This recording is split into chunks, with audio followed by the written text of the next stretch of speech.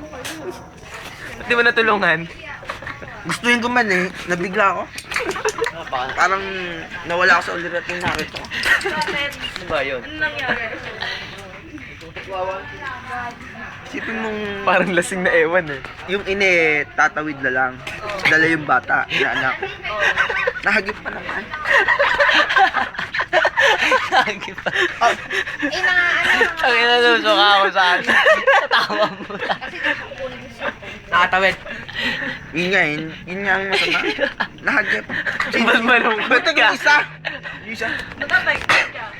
Masakit sa akin eh, wala akong nagawa. May naligtas ba? May naligtas? Ano sabi ng lola mo? May naligtas pa rin? Di ba nakakwentuhan mo na lola mo? Sabi ko nga gano'n. Sabi ko, awang-awa na ako na nung sinakay daw sa ambulansya.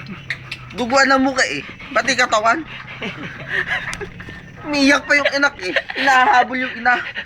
Eh yung mga ano eh, inawat lang yung anak at hindi pwede sa emergency. Kasi yung bata wala. Talagang, wala nang magagawa yung bata eh. Ba't galit ka? Diba? May magagawa mo yun. Nakasikaso ba ng ina noon? Eh nasuso pa. Tagang taong. Sana tiyan ko. Ang naalala ko lang talaga nung huli sinabi ng anak eh. Talagang... Ayaw pa ako, hanggang na lang.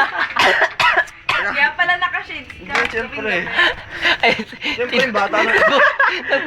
Yung bata ba yan, ano ba? Siyempre, nakakalungkot. Naawa yung Ano bata. sabi ng bata?